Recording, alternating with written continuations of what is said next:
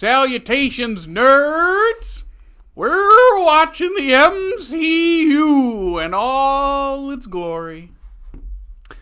Welcome back to a series we are calling Phased Out. You probably already know that now because we're about, I don't know, halfway through it, maybe, I don't almost. know, Jake, we can go by Stan Lee's classic line. Every comic book is someone's first comic book. So this might be their first episode of the podcast. You don't know. Maybe Maybe they're just big Black Panther fans, and they just wanted to watch this one episode. That's true. That's fair. Yeah, we're about halfway. Let's learn from Stan. That's fair. Every episode, maybe somebody's first he's episode. dead. What does he know? Ooh, too soon. That was All a right, joke. let's start that over. Was a joke. Cut that one one a joke. Well, this later, you know, by the end of this year, it'll be number 34, and this is number 18. So we just crossed the halfway point. I feel like we're so much deeper into it, I guess, because, I don't know, maybe it's because I haven't watched the Phase 4 and 5 stuff as much as 1, 2, 3. I feel like we're like at the end. Anyway, this is a series designed to make Nick hate Jared and I, because Jared and I are just so tired. I hate one of them. I'm just not going to tell them which one. Movies or me or Jake? Sure. After that Stan Lee crack, probably me. Yeah, I was going to say. Oh, yeah, it's a new hate, just so you guys know. It's brand new, fresh out of the box. Not even made. Didn't know it was there when I got here today. It's not collector's edition anymore. What's the movie today, Jake? Today we are talking about probably the most culturally significant Marvel movie. Easily. Black Panther. Watching it again, I enjoyed it a lot more than I have in the past. I was able to push aside some of the things that I know are not great because I think that this got absolutely shafted in placement of when it came out in the MCU's run because of Infinity War. We should add a disclaimer. We are 3 white guys talking about this, so yeah, if you can't tell by listening to it. There are millions upon millions of people that this means a whole lot more to for many different reasons, so we're just watching it the best we can. We gotta say that right away, because I'm pretty sure one of us you don't here want to make any hard, controversial statements, Jake, about that? Like you did the Stan Lee? Jake's trying to get canceled this episode. I'm just a troll. I'm just a 40-year-old troll. I can't believe you said that. That's so mean.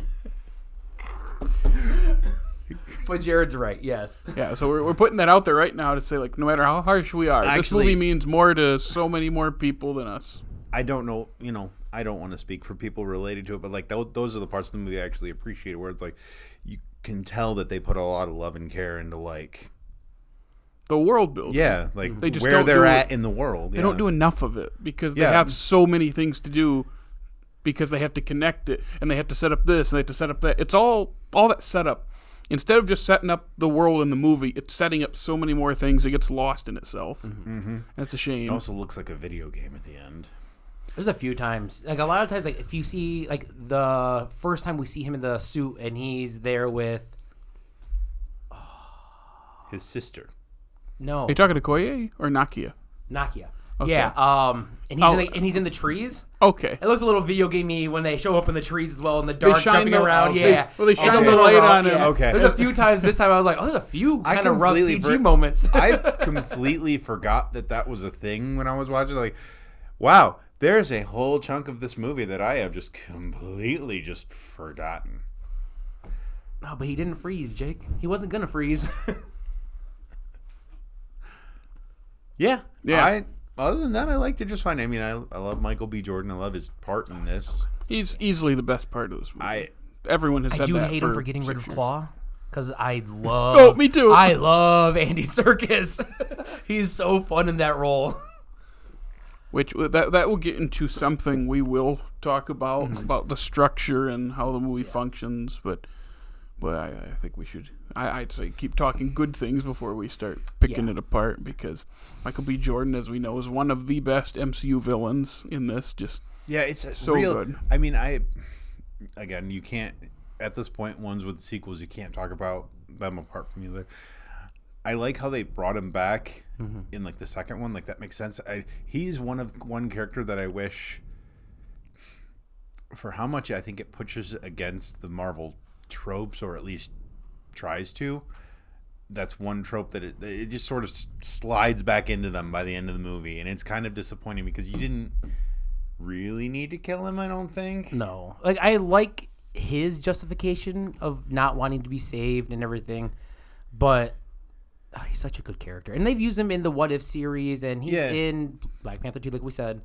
But, like, I feel like that's about as far as we're going to get with bringing him back. Well, and I think part of me thinks it's a little out of character for T'Challa to let him die like that. Yeah. Part of me thinks it would have been a little bit more better to be like, no, that's not how we do this. That's not how we become a part of the world. They didn't really know how to write T'Challa in this movie. Fair point. Yeah. But we're not there. We're trying to talk about the good first. Yeah, and Michael B. Jordan being the best part of the second movie, as you said, it is a reminder of just the screen presence. Small amount of screen One time. scene, right? And, like, this character isn't just, it's so influential, like his hairstyle. This YouTuber Tunari has a great video about black hair in video games, and one of the first things he mentions is the Killmonger hairstyle is everywhere now. What is it? Miles Morales has it. Miles Morales has it's it. It's not quite that, but yeah. What's the show? The League of Legends show. The Firefly kid has it. It's been a while since I've watched it. I just can't remember what it's called. But like every video game now, that is like the kind of main option for a black character.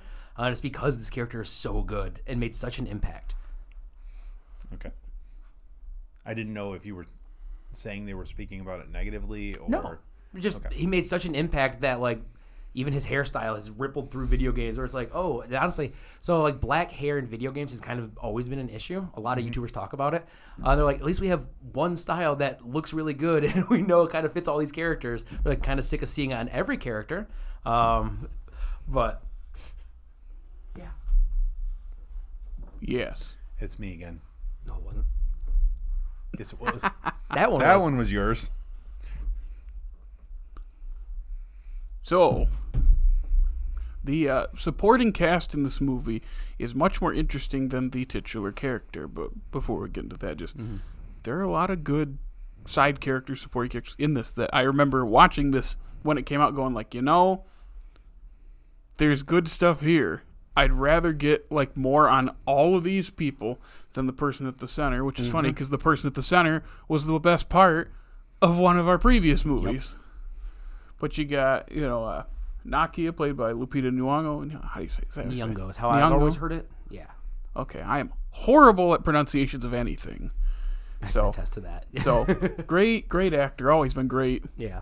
Good choice for this. Wish she was in the MCU more. She's only in these two. Yeah, and I guess she's busy. She does a lot of stuff. But yeah, she's so good in this movie. Like her one-on-one scenes with T'Challa are it's some of my favorite scenes in this movie. Just them kind of like figuring out like what's going on in their life and all that. Yeah. But go through the rest of the cast. Yep. How do you say Okoye's acting? Guerra is how I've heard it, but I don't know if that's accurate. Okay. She was the one that she was on the poster for Endgame, and they didn't put her name. She's the only one on the poster that didn't have their name on the poster. And everyone got mad, and then they added it. I was thinking, like, why would you not put her name? How did that get through quality check? I don't know. Yeah, that does not sound like an intentional thing. That just sounds like someone overlooked 30 people just didn't realize. Kind of like the Dune bucket. How did that get to market? I mean, you've seen call centers, man. I've worked in a call center for 5 years. You know how 30 people miss the same thing on the same call. Yes. On the same ticket. You have no idea. But she's really good, too. Mm-hmm. She is in other Marvel movies other than these two. I like her more every time I see her. I feel like the more you learn about that character, like the better she gets. Yeah, was she in Captain Falcon? Or was that different members of the Guard? Yeah, different person. I think that was T'Chaka's main guard that we see in Civil War.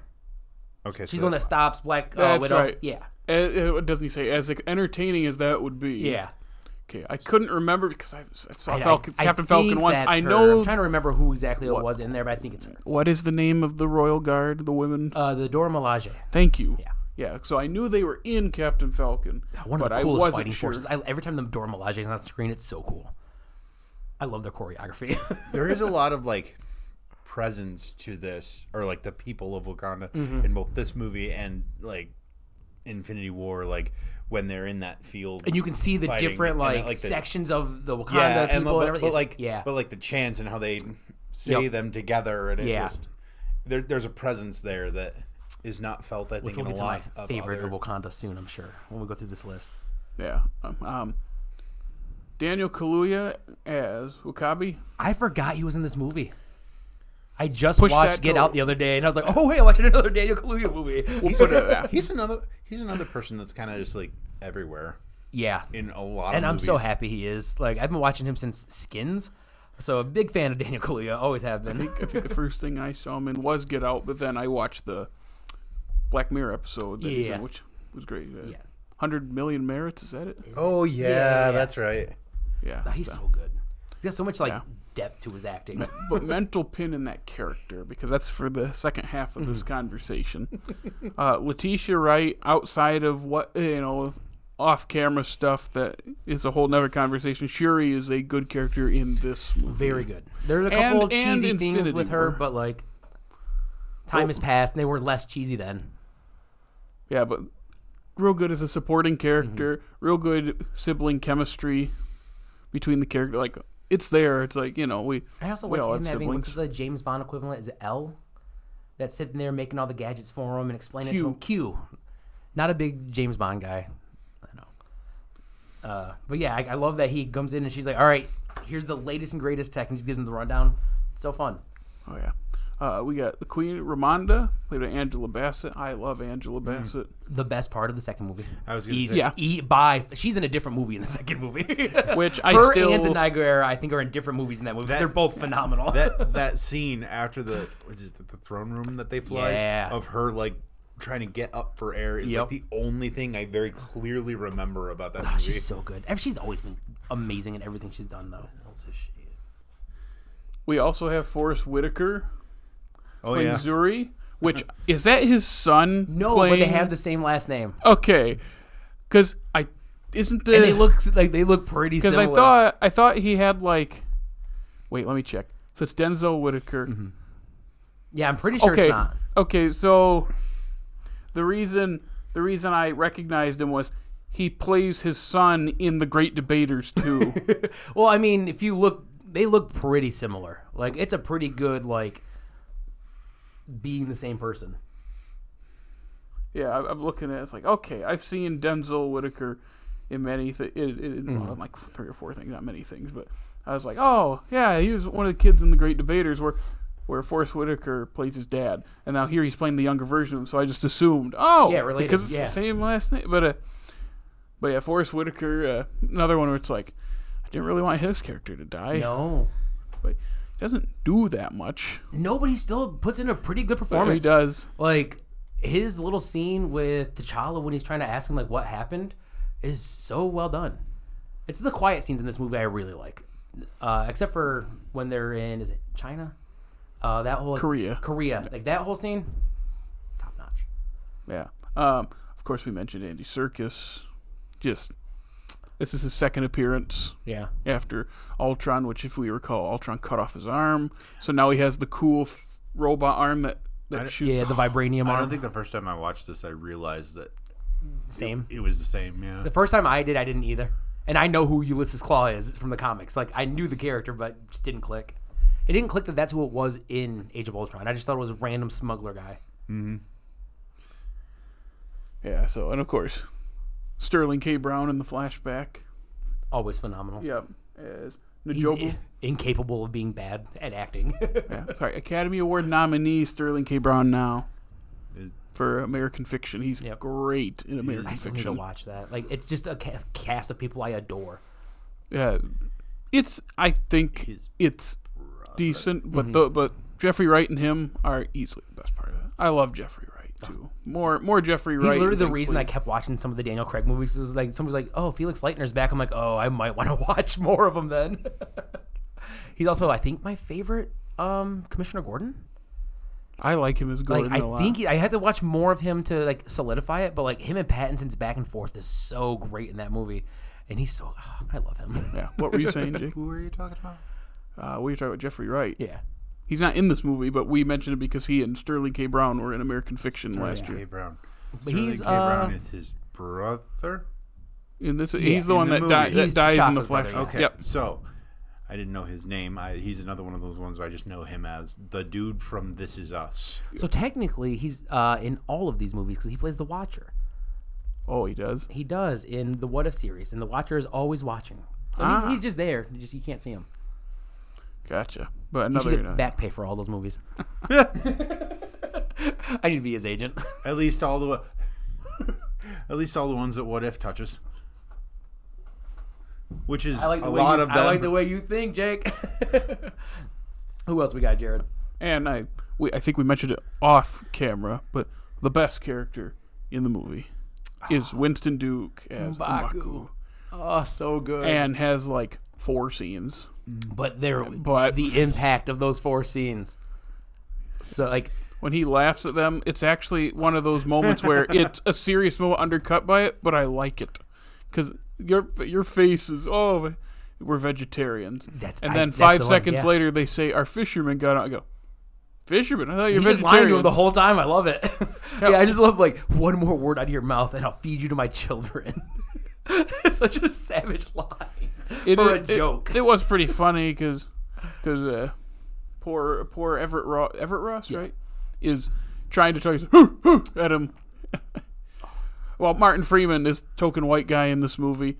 Did you realize that that's what they called them, the Tolkien white guys? Andy Serkis and Martin Freeman on set, they called them the Tolkien white guys. That's pretty good. I was just waiting for you to bring up Martin Freeman again for me to mention that. Then you just said Tolkien white guys. Martin Freeman is very good in everything he's in. It's crazy. He's such a good actor that I forget he's British a lot of the times. Yeah. He has such a good American accent. He really does. Yeah, and that scene where he is interrogating Claw, and it's like, oh yeah, it's just Bilbo and Gollum again. Yep. Just like we had in 2011 when the first time was 2011, 2012. He's sitting there like questioning him getting vibranium from Wakanda and this and that. It's like, you realize what you've seen in the last like 45 minutes, right? Like, how are you not believing what he's telling you? I know. I like how Andy Serkis says vibranium, but he's putting on Claw's South African. South African, yep. That's right, because he says Jayberg before he gets killed by Killmonger, which I was like, oh come on. When we were watching, I'm like, at least leave him around for other movies. He's so fun. Yeah, like, it's a good scene, but it kills off one of the most fun characters in the MCU. They killed off a lot of the fun characters in the MCU. Are we getting into the picking it apart yet? Or we? Because that's one of my things with the movie is it's unnecessarily. I don't want to say complicated, but I think that twist is unnecessary. Yeah, I feel like there's better ways you could have approached that to accomplish the same thing. Yeah. You're talking the twist of him being Wakanda and being Najobu's son? No, of him killing Claw to use him to get into him. Being a part of that group and then killing him because he's a CIA operative trying to get into Wakanda, but actually he's a triple agent because he's actually Wakandan. Like, all of that is fine for me except for the killing Claw and his girlfriend and all that. I just feel like there's better approach. And I get it to show us, like, killing people doesn't mean anything to him, and it's just another... But we already saw that. Yeah, it's just another... But yeah, exactly. We've already seen that. It's also just... It happens so fast. Yeah. So fast. Like, and then he's dragging Andy Serkis's body into Wakanda and... Yeah, that. I was like, okay, yeah, of course they let him in. Although, you want to talk about... Oh, yeah, I mean, I guess bringing in, like, a person they've been chasing for years and being like, hey, he could never do that. And here he is, I'm delivering him to your doorstep. It makes sense. Yeah. But also, no, because he wanted a full infiltrate. I was like, just leave Claw alive and let him jump up and be like, I'm part of it too. So, off camera, we were talking about how I have a tendency during movies to look away at important parts that explain the plot. For me, for this movie, it was them explaining how the different tribes of Wakanda work. So the first 2 minutes. Yes. To be fair, Jake. I missed that the first time I watched this movie. I didn't see that opening part. So like, you know, when Killmonger takes over the throne room and The flippy shot. that's the best shot in the movie, in my opinion. That's the shot everyone always No, the brings best up. shot is when he's holding his head in the train thing and the PS2 costumes come off. No, the best shot is those rhinos coming in like this. Oh boy. My wife was like, "Are those real rhinos?" No, I don't think so. Real digital rhinos, yes. But anyway, so when they go up into the mountains, I'm like, wait, I knew it was a different tribe, and I was like, are they not in Wakanda anymore when they do that? When they go there, like, how big is this place? For some reason, I had thought it was just this really contained area, like what we see in the movie. Right. You would think that the world wouldn't be like missing this giant chunk of natural land. Yes. Like the maps changed once, I don't know, like 1984, the technology hit, and all of a sudden, like all those mountains and it's not waterfalls just disappeared, and it's plains now. Well, it's not, and it's not even that. It's like,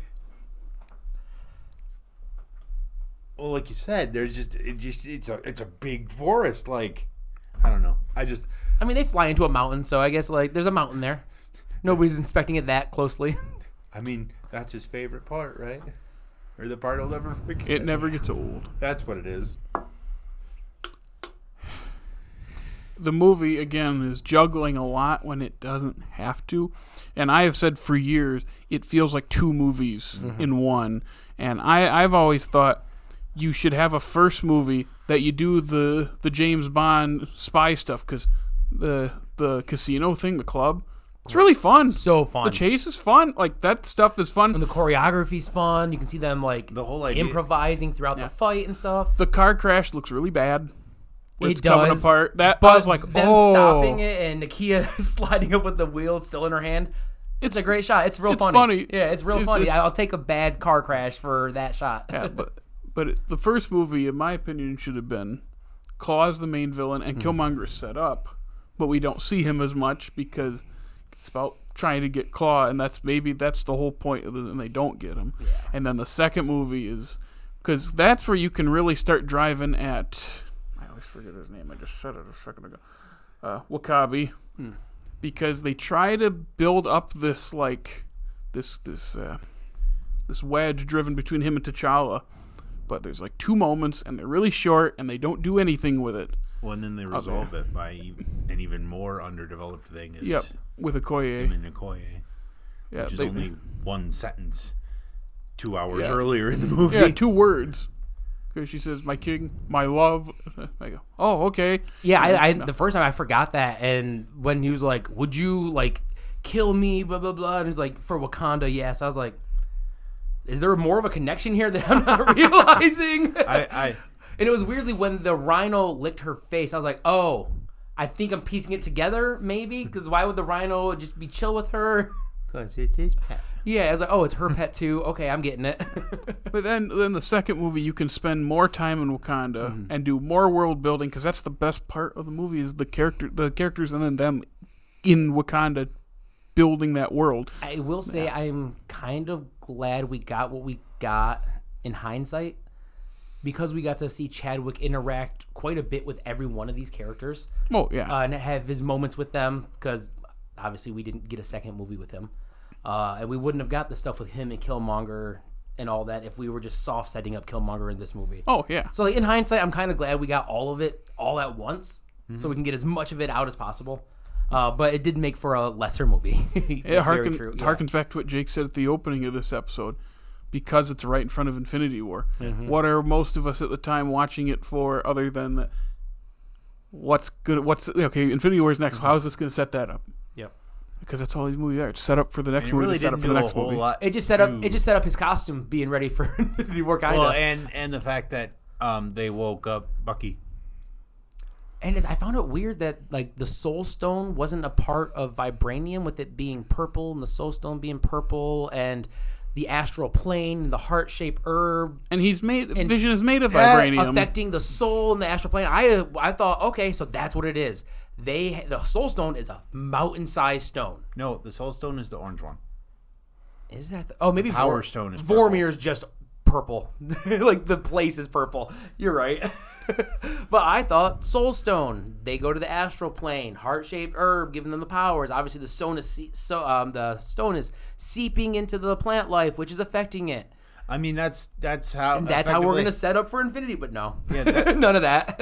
that's effectively how Captain Marvel became Captain Marvel. Is she was shot with an engine run, not shot. Well, But, she shot the engine, right? Yeah, but she was hit by a blast of yeah. Infinity juice.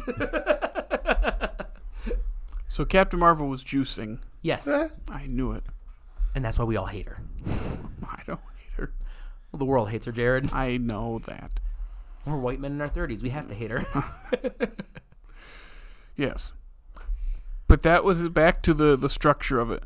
I think this the two movie thing would have worked better. Yeah. And with him Yeah. having cancer at this point and dying a couple years after, yeah, it's good that we got what we got. But it's a mess of a movie. It is. And because we start the movie, well, outside of the opening scene, we start out of Wakanda, we go back, and then we leave, and then we come back, and then we go to a different part, and then we come back. Yep. So it's like, again, if you had a whole movie where you're in the country, you get more time because there's not as much downtime as it needs, and that's a problem we're going to have going forward. Yeah. And that might address what my problem was, is what is the scale of this country? Yeah, I don't know how big it is because this big civil war at the end of this is like 50 people. Mm-hmm. So I was like, how? Okay, I get it's one tribe. It's the border tribe against you just said the name of the King's Guard. Dora Milaje. Thank you. That's basically it. But still, it's like, for such what's supposed to be a big country-wide thing scale-wise, we have like 50 people fighting in a field. And then they're killing each other, and then they're best friends. Yeah, I brought that up to him off camera before. It's like, this is a pretty significant moment in the country's history where not only has a leader been usurped, I like that word, and then gets back into power. There's like a mini civil war that happens where people die, like fellow Wakandans kill each other, and it's just kind of Brushed upside? yeah. And then by the next movie, because it's not a Black Panther movie, it's just done. Everybody's chill. And they have one line, I think, in a video where it's like, "What's left of the border tribe?" I go, "That's all. We're not going to address this at all because they don't address it at all in the second movie." Daniel Kaluuya is not even in that second movie. So it's Daniel Kaluuya the border tribe, or is that? Yeah. And then the other one, the I don't know, I can't remember his name. M'Baku. that's the Jabari, right? Yeah. That's a Jabari. Yeah. Okay. The Jabari are up in the mountains. They're the apes. Yep. And then the border tribe are the ones that have Because they the a big ape. And he has in the ape mountain. mask. Yeah, I think it's White Ape is his name in the comics. Is his like super villain name, hero name. He kind of goes back and forth, I believe. the border ones have they pull their cloak thing over and the shields, right? Those are cool. Those are I cool. like the cloth that stiffens up for a shield. Those are really nice. Yeah, Allowing so- them to like make different kinds of shield and like interlock them and stuff. Yeah, big fan. Yeah. And again, we have so much world building because we have 5 tribes to establish, but because We first only see like 3 of them, right?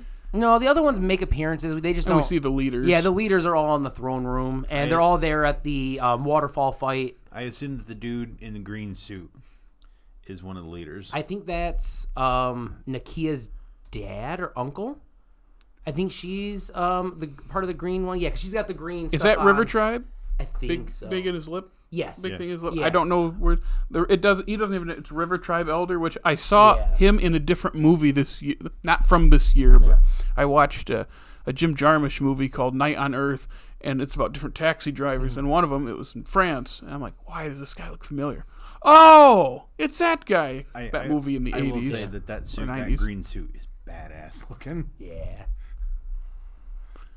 Yeah, there's a lot of cool stuff, but because it's weighed down by this universe, it doesn't get to be more than that. And I also wish we got more But then of the Ryan Coogler feel to it. This one feels very the- MCU and kind of by the books outside of some of the stuff they put in it, but like the movie itself is very by the books MCU. yeah, what were you saying? I was just going to make a comment that's what you said about the ending, is that's the end is really the only bit of Ryan Coogler. Yeah, there's little things throughout, but very small things.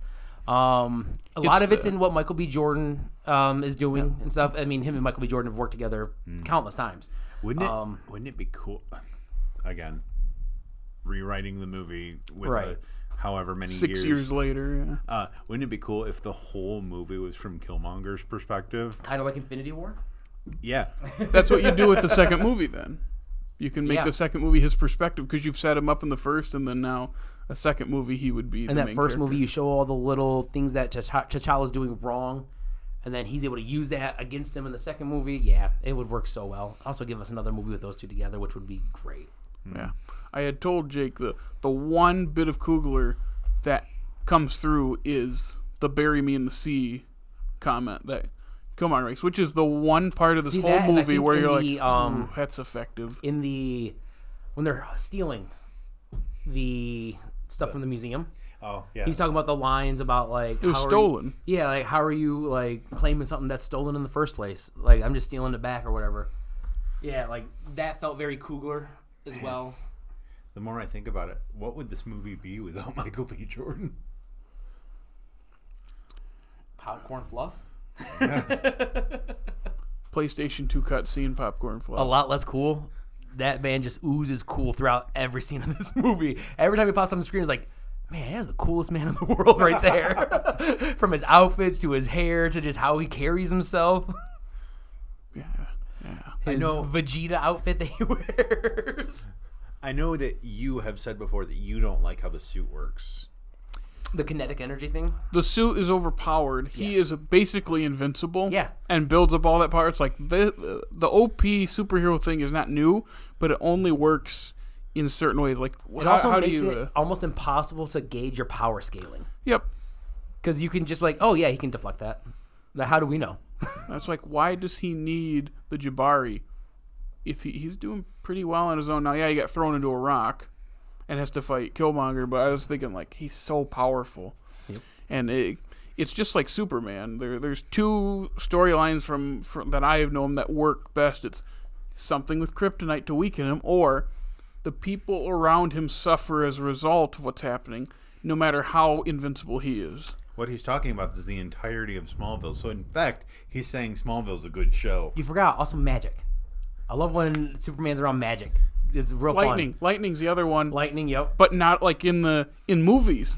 It's nothing phases him. But then you watch like the anime or I'm guessing Superman Returns. He lifts an entire island of kryptonite and is fine. Yes, Dude, he does. That's awesome. Don't even knock that. It was awesome. That's not awesome. It was awesome. Because the animated show. Nothing about that movie is awesome. Superman doesn't throw a single punch. No. What era does that movie take place in, Jake? What year? 2006. 1923? 2008? I feel like 2045? Because every character is in a different time period. I feel like it was intended to replicate directly Christopher Reeve. Supposed to, but they also have cell phones. And yeah, was it Parker Posey's? No, is it? I feel that's not who I'm thinking. Not Lex Luthor's girlfriend. Mm-hmm. Is that Parker Posey? Mm-hmm. She's in 1935. Yep. Lex Luthor is 1962. Superman's in like 1950. And then Lois and everybody else is in like 2006. I hate that movie so much. Because I love Brandon Routh so much. I was gonna say, apart from MCU, just to say it, I think Brandon, is it Routh or Ruth? Routh. I've heard Routh. Routh. I have no idea. Brandon Ruth really caught the shaft on that for how good of a Superman he can be. He just keeps trying to be more superheroes. I don't know if you've seen the not League of Legends, Legends of Tomorrow. Where he's the Atom. Not the Atom, but when he's the alternate Superman with the black and Kingdom red, Come? The bad Superman. That's Blackburn. Is that it? No. Homelander. The Boys. Was it kind of Brightburn? Brightburn. It's more like communist Superman. Yeah. Red Sun. I think it's actually Kingdom Come. Actually, they will be. Are we just rhyming now? No, I'm naming comic book things. Yeah, don't have a cow. They just all happen to rhyme. Come on, guys, we don't have time. All right, no more Red Sun. Black Panther. Good. Nothing rhymes with Panther that I'm aware of, so we can keep. Manther. Black Panther. If you have a lisp, Canther. Cantor. Or you can just use a real word and say Cantor. He doesn't like approximate rhymes. So. I know, that's why I did Canther. Go ahead, Jared.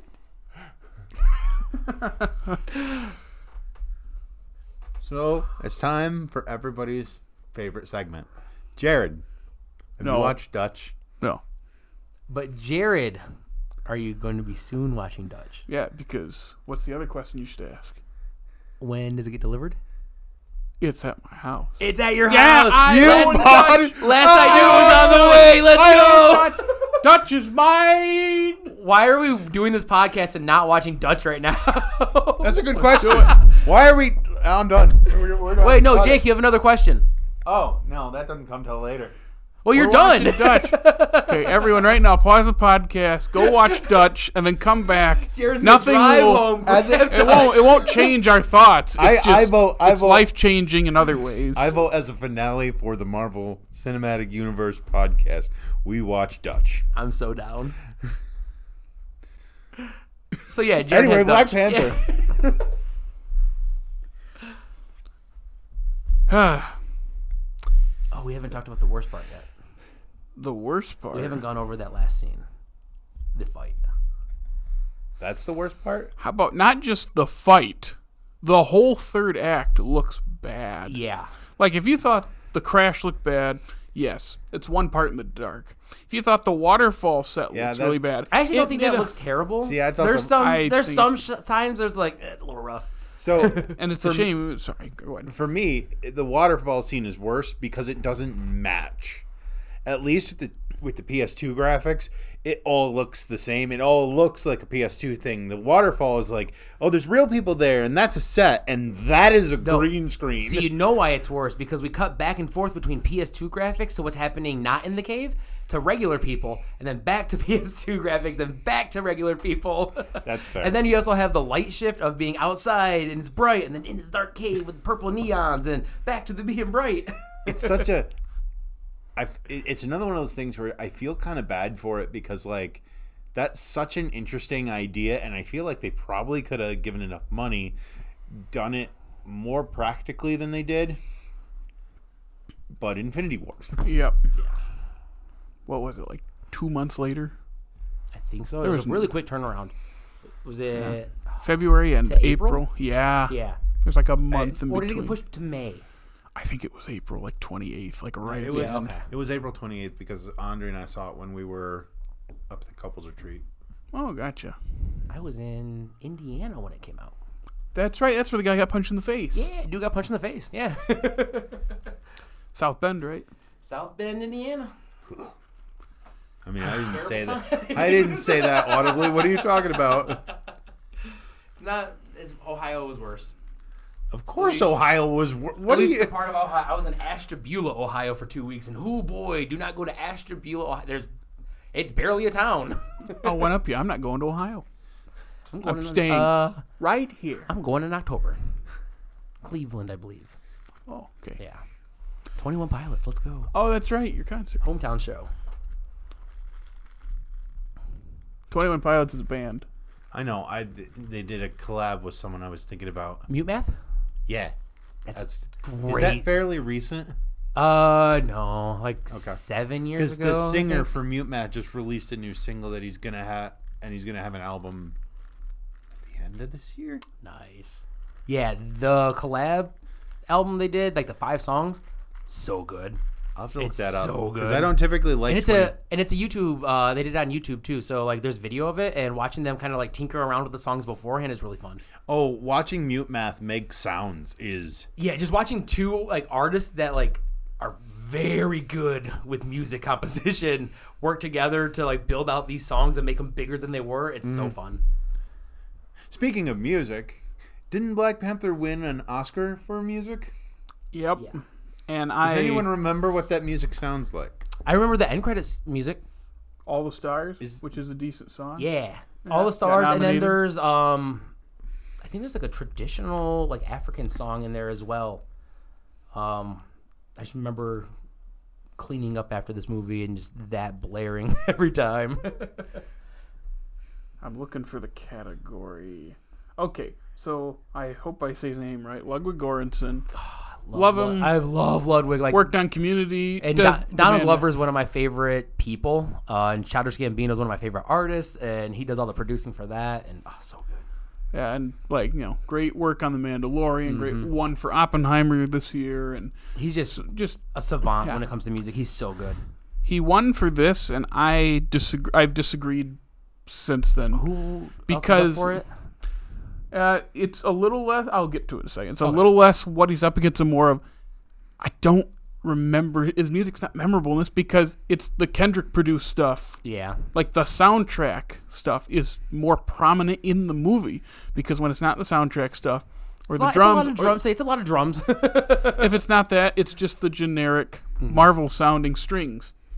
And it doesn't sound like the music's bad, but I remember thinking when it won, standout. When it won, I was like, really? That doesn't stand out at all.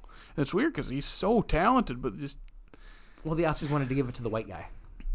Yeah, because they wanted to give the award to the white guy, so that's where they had to go for it. I know it's funny because Terrence Blanchard's Black Klansman score is really good, and he could have won. watch that again. Nicholas Britell's "If Beale Street Could Talk" music is also very good. Barry Jenkins' stuff tends to have heavy strings. Yeah.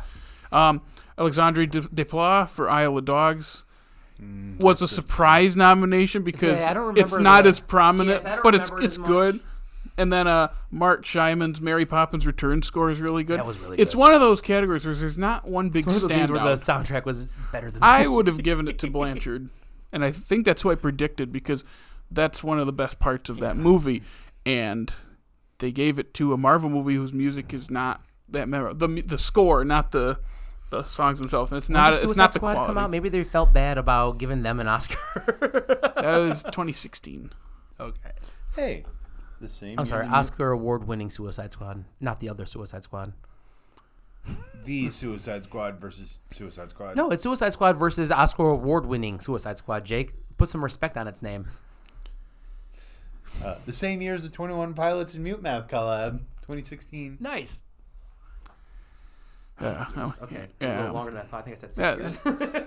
That was my little mini spiel on the music. Yeah. Like, I adore Ludwig, but yeah, you're right. There was much better soundtracks that year. And it's not memorable. And there was a certain person that I talked to who like got defensive about me talking bad about it winning. And it's like, well, he like listed off like the stuff that Ludwig did to like capture the sound. It's like, yeah, it's not. People can do a lot of it's work. It's not an award for who put the most work in. Yeah, and even if the quality, like it's just not memorable. Man of Steel would have won. Right. Yeah, like this just a lot of work doesn't mean good. Not to say it isn't good, just that's a nothing statement in that case. Yeah. It's not a qualitative thing when it comes to awards. Yeah. It also got production design, and 19 me by then was very mad. I think it should have won, if anything, costume. It did win costume. Okay, I wasn't sure if it had or not. So that's the one where I was like, I didn't predict it to win, and I was upset at that. But it winning made sense, and Ruth Carter getting an Oscar, yes. Yeah. That's the one where I was like, yes, great costumes. Ruth Carter got an Oscar. We're all good. And there was so much attention and detail put into every single thing that anybody wore in this movie. I'm like... Yeah, and the second one also won costume. Second one also does. I think the second one actually deserves a little bit more than the first one. As much as I'm not a fan of the second movie, I think the costuming was phenomenal in that movie. Yeah. It also won production design, the first one, and I have never agreed with that because I think I think I recorded myself reacting to it, and the first thing I yelled, but half of it was fake. Half the movie is special effects. They still had to design that. But that's special effects. That's a different category. Yeah, but it can also fall into this one of designing of that set. Because if you look at the rest of the category, Roma is in there. That was not going to win, but that's a very a simpler look. Mary Poppins Return sets were very good. Very good. Especially the Meryl Streep house. Yeah. That's the highlight. First Man sets are really good. I need to watch that one again. Yeah. That was one of those movies that surprised me how much I liked it. And then the one that I predicted that I feel like should have won, and people have made cases that it was kind of The Favorite. I haven't seen The Favorite. That's the one. That's the Emma Stone, Olivia Colman, yeah, and Rachel Weisz. All natural light. Yep. Used. I want to see that so bad. I love all three of them. That was a year for lighting, wasn't it? Yeah, it's a good cinematography. That's the year. That is the year that I got cinematography right and Dickie didn't, and I called him during my live stream to rub it in his face. How petty. I told him to his face. I said, I said Roma's going to win cinematography. He's like, but it's not the best. I'm like, I'm not going with what's best for how good that is. How you played the Oscars? No, because he went with The Favorite, and I'm going, it's going to be Roma. Everyone has been talking about Roma winning. It's going to, no, it's not. I go, okay, on my live stream, I'm going to call you when I win. And I did. Is that the year that he did all the commentary with you about picking them? Yeah, we recorded a little like podcast. And he said a couple things, and I said a couple things. Where I was like, out of context, this sounds really bad, and it did get taken bad. Dickie, if you're listening, I love you. Listening to your predictions. Hey, he's beaten me one year. Dickie, I miss you. I want to watch a movie with you. I want you to ruin movies for me again. I want you to laugh through all the non-funny parts. And just remember, the moon can be blue. There's a whole song about it. That joke makes no sense to anyone but me and him. We've mentioned it on the podcast before. Well, let's mention it again. The moon can be blue. Is there anything else to say about Black Panther? It's a good movie. Could be better. You know, I think the big thing is, because I think we've kind of tiptoeing around it. Like, it's not Chadwick Boseman's performance that's bad in this movie. Oh, that's at all. It's just they gave him nothing. Nothing. He's such a background character in his own movie. I'm so happy that they introduced him in Civil War. He had so much more in Civil War than he did in this one, which is so sad. That being said, I wanted to ask you, because you're more in with the MCU timeline of how stuff happened and even behind the scenes and all that. Did they know at the point of this movie his diagnosis? From what I know, he kept it pretty private until... So the story I've heard is Ryan Coogler gives him the script for Black Panther 2. And they're talking about it. And Coogler's like, yeah, so we're going to be starting shooting here, here, here. And he goes, yeah, that sounds real nice, man. Wish I could be there. And Ryan's like, what do you mean? He goes, don't worry about it. And then like 2 weeks later, he passed. Oh, man. I think it's like one of those things where nobody knew because he didn't want it to affect them. That could be a story I've heard that's wrong. But from what I know, like nobody really, I'll hit them hard. That's why Black Panther 2 is kind of also a mess, is they fully expected to shoot a movie with Chadwick Boseman as Black Panther. And then he just wasn't there because he was doing better. And then all of a sudden, just quick turn, not doing well anymore. What kind of cancer did he have? Is it pancreatic? Well, he wasn't doing better, but he was like healthy enough to still shoot things. Okay. Yeah, sorry. He wasn't doing better. Sorry. I was like, I'm pretty sure he had the cancer that you die with. He was still feeling enough where he could like go to set some days and things like this, but he was missing some like photo shoots and things like that for cast photos and stuff. But that's at least the story I heard, is that nobody really knew until it was pretty much over. He has like no arc in the movie. No. Because it's everyone else he's playing just off there him. to exist. Because it's like, well, go ahead. This is not the personification. He doesn't make a decision. All the decisions are made for him. He's just like kind of good at everything. He doesn't struggle. Mm-hmm. Like even with his dad's, like as much as him struggling with taking the mantle is interesting, it's kind of a thing. He doesn't really feel it. It's just he doesn't struggle with taking it. He's like, I'm king now. No. He struggles with it when he goes into the spirit realm. Yeah, when he's like, I'm not doing things. Like I'm not living up to your expectations. Like, people are mad. Oh, I just thought about that. So remember how earlier in the podcast I said it doesn't feel him letting Killmonger die like that seemed out of character. The reason why is because he was he so fights, upset about his dad. Well, because he fights with his dad about it. That just occurred to me. Yeah. The movie itself, and this is what I've read, because I've seen people say it's more of a product than a 100%. Story, and that's what a lot of these movies are. And we can say this more than the other ones. It aims really high, and it doesn't get anywhere near it. Yeah. Because they're setting up. Because one of the big things in the background is a lot of people like us, as they say in the movie, not us, were enslaved, and we sat here and did nothing. But they don't do anything with it.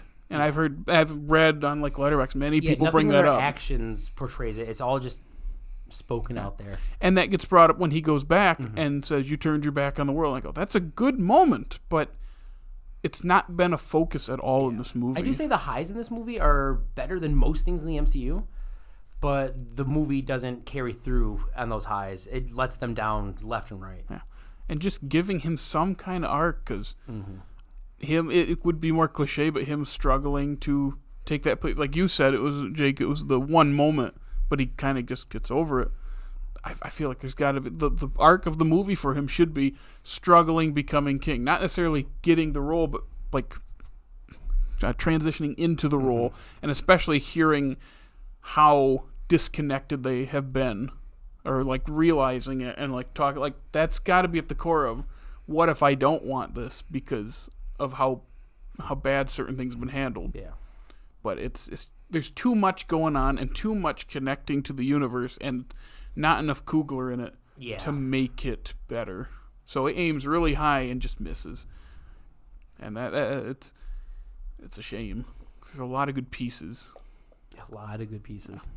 But in the end, we get a movie that resonates with a lot of people. Mm-hmm. It's not a bad movie. It's just could be so much better. Yeah, it's an okay movie that like with a great movie somewhere in there. Yeah. Or two great movies. I remember a distinct memory of being at a theater when it was out and seeing this little kid run by and he had like a Black Panther toy with him. I go, that's so cool. Mm-hmm. Like, not that this character's been around for a while, but it's broken even more into the mainstream. And to see kids of that age, which now that kid probably be 10 to 12, like getting into up there in school pretty soon, a couple years being in high school, it's like, yeah, that has been a big part of his upbringing. Mm-hmm. And he gets to see himself represented. And that's great. Or even like the older people, like my buddy Ken. He's a big civil rights activist and stuff. Has a podcast about it. Him and a whole bunch of friends like got dressed up and like made a whole day out of it. Like it was a whole event for them. It wasn't just going to see another movie. Yeah, it was like we're going to see our movie, and like I'm so happy people had that. I remember having a conversation with a good friend of mine, and it's a big deal to him. And he was trying to talk to me about that, and I was real negative on it because everyone's blown it out of proportion. I'm trying to be like, it's not that good. It's classic important, but it's being not the hipster. Yeah. But then he was getting a little upset with me, which, I understand. Mm-hmm. But I'm trying to say, like, I don't think it's bad. I just think it's not as good as everyone claims it to be. When people are all hype on something like that, no matter who you are, you hear someone like you who doesn't have the same opinion. I mean, you've experienced that too, and you get kind of frustrated. Oh yeah, I've made Jared mad sometimes. It was like, nah, but it's so good. I mean, he's made some people mad. I mean, a lot of people mad with his opinions of things that they think are just great that can't be touched. Yeah. This was a different individual too, because this is someone who's very intelligent, because he's an old college friend, and like we've had some very intelligent conversations. Maybe he was intelligent and I was just there, but because he's that smart.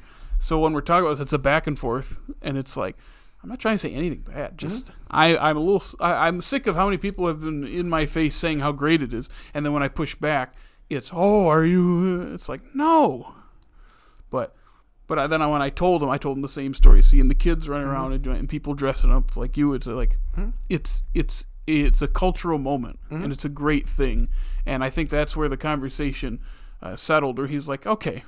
I can understand, because it was all over. It wasn't a verbal conversation; it was all through text, so you never know. But I also think that we are in a space as a culture where we're in this place where it's like you can no longer be happy something exists, but then also expect something better.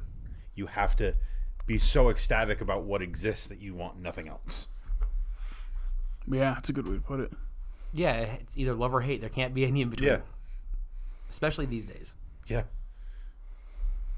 So that's all I have to say about Black Panther. What was the end credit scene in this one again? White Wolf. That's right. Yep, and brought another broken white man to me. Wait. Yeah. What was the Stan Lee cameo? Casino, he takes the chips. That's right. I'll just scoot these over here. That's right. Another example of Martin Freeman being just a wonderful nonverbal actor is when T'Challa is saying, I have an old friend from the CIA here, and Martin Freeman looks in and just goes, his just face dropped. Oh, it's so good. Was there a second after credits scene? Or was it just the... Yes. No, that was the after credits. There's a mid-credit scene where they go to the UN. Yeah, I was going to say the UN Okay, one. Yeah, okay. Yeah, yep. I remember now. That's a good scene. I kind of wish that would have... But he just, like, goes up to the podium and it stops, right? Yeah. He does the Iron Man thing, only doesn't push it as far. Yeah. Wait, no. That's the mid-credit. Yeah, that's it. Yep. Yeah. Yeah. Black Panther. Yeah. Fun movie. Could be better. Could be much better, but it's still important. And it's the last movie before everything gets even bigger. Some would say a little too big. Yeah. Would you say that, Nick? No, not at all. Make it bigger. I want 800 characters on my screen at once. So I can be like, I know every one of their names. Don't you hate me for that? Yeah, but that's next week. Next week... I forgot what I was going to say. Oh, you what you're looking at me for? Next week, we'll announce what we're watching next week here. While we're waiting, let's have Jared read the socials. So, you can follow us on Facebook, Instagram, the funny TikTok, and X. Formerly known as Twitter. And you can listen to us on Apple Podcasts, Spotify, I'm not sure they can listen to us on Google Podcasts anymore. I didn't say Google Podcasts. I thought you said... You said Apple Podcast. Oh, okay. Yep. Give it a few weeks, we might lose that one too. Yep. And if it's YouTube, like and subscribe and comment and ring our bell. Make sure you rate us and like us on all those apps and check out our groovy website. Woohoo. And before we let you go, our second favorite segment of the podcast, Nick, did you watch Agents of S.H.I.E.L.D.?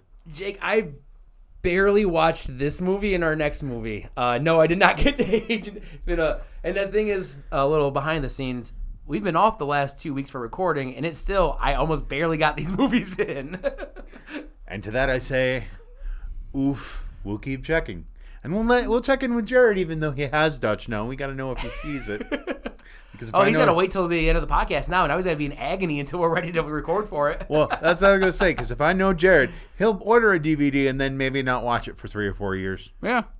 That's also going to be real fun for the Dutch meme of it all. With Jared owning it but not watching it, but still constantly talking about it. It's there on my shelf. I swear. One day I'll get to it. I want him to carry a picture around of him with the DVD smiling. There is a picture of me with the DVD smiling. Wait. Of course there is, Jared. Yeah, I took it when I took it out of the package. Oh, Jared, you're one of my favorite human beings to have That ever needs to existed. be that needs to be your next Newbert sketch. I almost said Did I not sketch. save it? Lilo and Skitch? Lilo and Sketch, yes. Skitch with Will Smith and Kevin James? That movie. Oh. Gosh. It's gone. Hitch Anyway. Hitch is so good. Next week. I love Hitch. If you want to join us next week, these are Tuesday episodes. Yeah. Tuesday episodes. Next Tuesday, go ahead and watch Infinity War. I know we'll have to twist your arm for that. Guys, we're almost done with the Infinity Saga. Oh, and then things get real bad. We're in the end game now, guys. But until then, you can just come on back on Tuesday. Keep watching us get more and more phased out. Have a good day. Bye.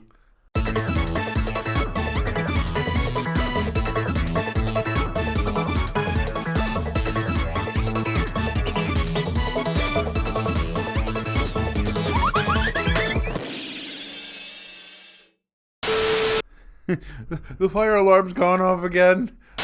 How about yours? That's the way I like it, and I'll never get bored. I am actually. Well, he's dead. Jake, you want to make fun Oh, yeah, of do him? you want to make fun of Bernie Mac? You guys are dumb. Yesterday was real weird. Yes, it was. No, like in a fun way. Like I just make fun of him. There's either no lights on in the attic or too many lights on in the attic. I think there's too many on it, but they're all flickering. Let's get back to the movie.